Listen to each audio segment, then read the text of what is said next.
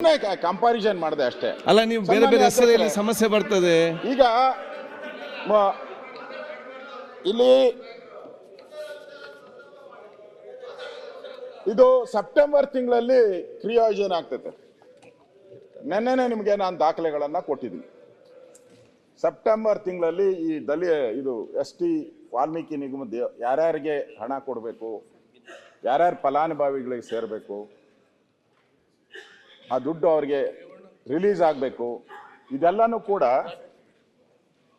ಸೆಪ್ಟೆಂಬರಲ್ಲೇ ತೀರ್ಮಾನ ಆಗುತ್ತೆ. ಆದರೆ ಜುಲೈ 2023-24 ಸಾಲಿನ ಜುಲೈ ಆಯವ್ಯಯದಲ್ಲೇ ಕೂಡ ಇವತ್ತು ಸುರೇಶ್ ಕುಮಾರ್ ಏನ್ ಮಾತಾಡಿದ್ದಾರೆ, ಸಿದ್ದರಾಮಯ್ಯ ಶಿವಕುಮಾರ್ ಇನ್ವೆಸ್ಟಿಗೇಷನ್ ಟೀಮ್ ಅಂತ, that also should be taken out of the record. ನಾನು ಕೇಳ್ತಾ ಇದ್ದೀನಿ, I am appealing, I know what is the law. ನನಗೂ ಗೊತ್ತಿದೆ ಈ ರಾಜ್ಯದ ಏನು ಅಸೆಂಬ್ಲಿ ಕಾನೂನು ಏನಿದೆ.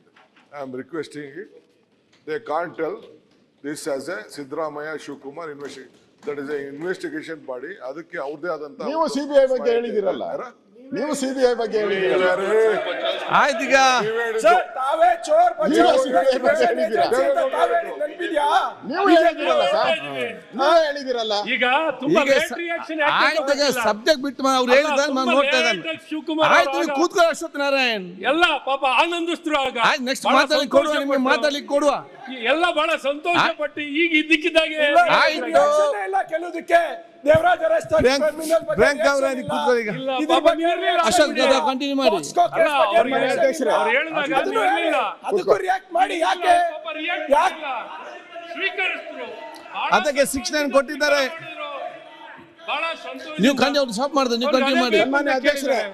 ಸನ್ಮಾನ್ಯ ಅಧ್ಯಕ್ಷರೇ, ಇದು ಸೆಪ್ಟೆಂಬರ್ ತಿಂಗಳಲ್ಲೇ ಕ್ರಿಯಾಯೋಜನೆ ಆಗ್ತೈತೆ. ನೀವೇ ಸೆಪ್ಟೆಂಬರ್ ತಿಂಗಳಲ್ಲೇ ಒಂದು ಕ್ರಿಯಾಯೋಜನೆ ಆದೇಶ ಹೊರಡಿಸ್ತಾರೆ. ಸೆಪ್ಟೆಂಬರ್ ತಿಂಗಳಲ್ಲಿ ಮುಖ್ಯಮಂತ್ರಿಗಳು. ನ್ಯೂಸ್ ಫಸ್ಟ್ ನಿರ್ಭೀತಿಯಿಂದ ನಿಮ್ಮ ಪರವಾಗಿ.